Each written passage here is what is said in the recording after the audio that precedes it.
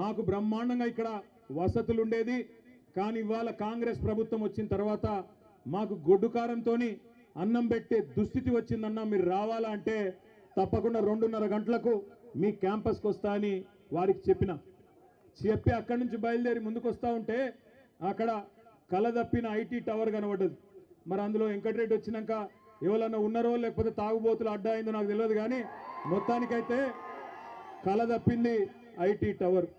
కొద్దిగా ముందుకు రాగానే కాకపోతే ఆ ఎన్టీ రామారావు గారు, తారక రామారావు గారి విగ్రహం నుంచి మొదలు పెడితే ఇక్కడి దాకా, నేను నిజంగా చెప్తా ఉన్నా, ఊరికే చెప్పట్లేదు, అక్కడి నుంచి ఇక్కడి వరకు జులూస్ చూస్తుంటే నాకు ధర్నాకు వచ్చినట్టు లేదు.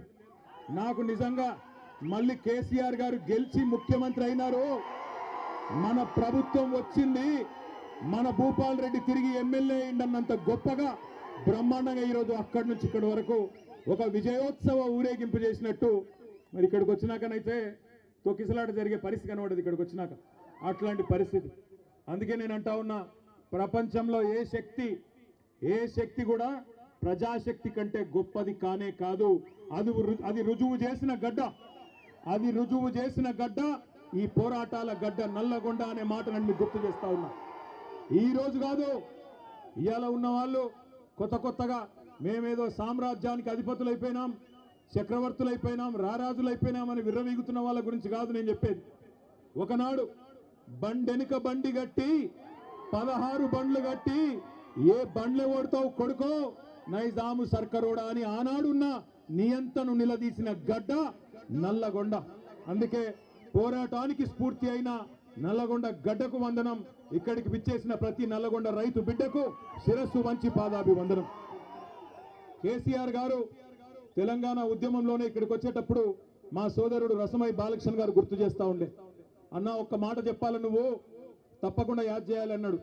ఏందన్నా అంటే చెప్పినాడు, అన్న ఒకనాడు కేసీఆర్ గారు స్వయంగా పాట రాసిండే, పక్కన కృష్ణమ్మ ఉన్న ఫలితమేమి లేకపాయే, పాలమూరు నల్లగొండ పంటలన్నీ ఎండిపాయే అంటూ కేసీఆర్ గారే స్వయంగా కలం పట్టుకొని మరి మన నల్లగొండ దుస్థితి గురించి వర్ణించి ఆనాడు జలసాధన ఉద్యమంలో 2002-03 సంవత్సరంలోనే పాట రాసిండు అని అన్న చెప్పిండు.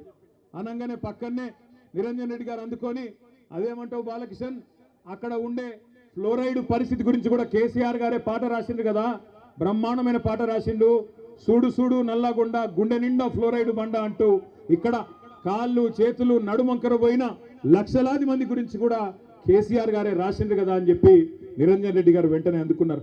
ఇవాళ కొంతమంది తెలిసి తెలియని మూర్ఖులు, తెలిసి కూడా తెలియకుండా అజ్ఞానంతో మాట్లాడుతున్న వాళ్ళకు ఒక మాట చెప్పాల్సిన అవసరం ఉంది. మొన్న అసెంబ్లీలో ఒక మంత్రి గారు అడుగుతాడు, ఏం చేసిండు కేసీఆర్ నల్లగొండకని అడిగిండు. నేను గుర్తు చేస్తా ఉన్నా ఆ మంత్రి గారికి, నల్లగొండ జిల్లా ముద్దు బిడ్డలందరికీ, ఇక్కడికి వచ్చిన రైతు బిడ్డలందరికీ, ఏం చేసిండు తెలంగాణను కేసీఆర్ అంటే, భారతదేశంలోనే పంజాబ్ను హర్యానాను తలదన్ని వరి పండించే విషయంలో భారతదేశంలోనే తెలంగాణను నెంబర్ 1 చేసిండు కేసీఆర్. తెలంగాణ భారతదేశానికి నెంబర్ 1 అయితే మొత్తం తెలంగాణలో నల్లగొండ జిల్లా వరి ధాన్యం ఉత్పత్తిలో నెంబర్ 1 చేసిండు కేసీఆర్ అనే మాట గుర్తు చేస్తా ఉన్నా. ఎట్లా చేసిండు మరి? ఎట్లా చేసిండు అంటే, ఎన్నడూ కూడా మీ టైలెండ్ గ్రామాలకు ఆ SRSP స్టేజ్ 2 కింద ఉన్న తుంగతుర్తి కావచ్చు, కోదాడ కావచ్చు, సూర్యాపేట కావచ్చు, ఎన్నడూ నీళ్లు వచ్చేది కాదు. అదేవిధంగా NSP కింద కూడా ఎన్నడూ టైలెండ్ గ్రామాలకు నీళ్ళు ఇచ్చే పరిస్థితి లేదు. కానీ కృష్ణలో, గోదావరిలో ప్రతి ఒక్క నీటి బొట్టును ఒడిసిపట్టి అటు పాలమూరు రంగారెడ్డి ఎత్తిపోతల పథకం కట్టినా, ఇటు ప్రపంచమే ఆశ్చర్యపడే స్థాయి